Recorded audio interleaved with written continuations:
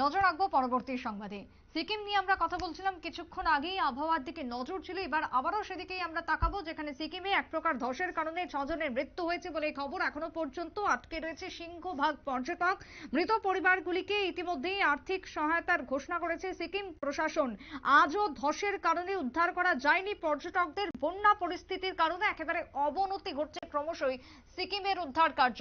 কিছুক্ষণ আগেও আমরা নজর রাখছিলাম এই পরিস্থিতির দিকে, আরো একবার নজর রাখবো। এবারে প্রশাসনের কি পদক্ষেপ নিয়ে জানবো, কথা বলবো। রক্তিম সিদ্ধান্ত রয়েছেন টেলিফোন লাইনে। রক্তিম, সিকিমে ইতিমধ্যে 6 জনের মৃত্যু হয়েছে বলে খবর মিলছে, তার সাথে সরকারিভাবে সাহায্যের আর্জি, কি জানতে পারছো?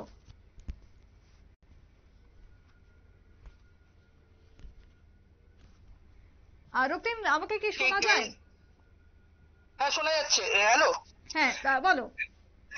সিকিমে যে ধসের পরিস্থিতি আমরা দেখেছিলাম এবং ধসের কারণে বহু পর্যটক তারা কিন্তু আটকে ছিল সিকিম সহ বিভিন্ন এলাকা, সিকিমের যে সমস্ত পার্বত্য অঞ্চলগুলি রয়েছে সেখানে সেখানে কার্যত 1215 জন পর্যটক, যার মধ্যে 15 জন কিন্তু বিদেশি পর্যটক আটকে ছিল।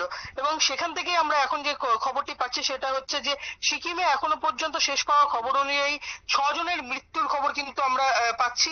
পাশাপাশি যে সমস্ত 6 জনের মৃত্যু হয়েছে তাদেরকে কিন্তু এবার সরকারি অনুদানের ঘোষণা করেছে সিকিম সরকার। সিকিমের সরকারের পক্ষ থেকে যে অনুদান ঘোষণা করা হয়েছে সেটি হচ্ছে 4 লক্ষ টাকা আর্থিক সাহায্য দেওয়া হবে প্রত্যেক যারা মারা গিয়েছে সিকিমে ওই বন্যা পরিস্থিতি বা ধসের কারণে, তাদেরকে 4 লক্ষ টাকা করে দেওয়া হবে মাথাপিছু। পাশাপাশি এখনো পর্যন্ত প্রায় 1215 জন পর্যটক তারা কিন্তু আটকে রয়েছেন সিকিমে। আজ কিন্তু সিকিমে সেখানে কিন্তু এখনো পর্যন্ত উদ্ধার কার্য শুরু করা যায়নি, কারণ আজকেও বন্যা পরিস্থিতি অত্যন্ত ঘোরালো হয়েছে। এখনো পর্যন্ত বন্যা পরিস্থিতি স্বাভাবিক হয়নি। এখনো পর্যন্ত বৃষ্টি হচ্ছে, অবিরাম বৃষ্টি, যার ফলে আবহাওয়ার কারণে আজকেও কিন্তু যে উদ্ধার কার্য সেই উদ্ধার কার্য কিন্তু এখনো পর্যন্ত শুরু করতে পারেনি সিকিম সরকার, সেটা কিন্তু আমরা এখনো পর্যন্ত জানতে পারছি। অন্যদিকে যে সহায়তা ঘোষণা করা হচ্ছে, তার মধ্যে কত টাকার অ্যামাউন্ট এই মুহূর্তে জানানো হয়েছে, কি জানতে পারছো? এখনো পর্যন্ত যেটা আমরা জানতে পারছি সেটা হচ্ছে 4 লক্ষ টাকা অনুদান এখনো পর্যন্ত ঘোষণা করা হয়েছে সিকিম সরকারের পক্ষ থেকে। যারা মারা গিয়েছে তাদের মাথাপিছু 4 লক্ষ টাকা করে কিন্তু এখনো পর্যন্ত ঘোষণা করা হয়েছে।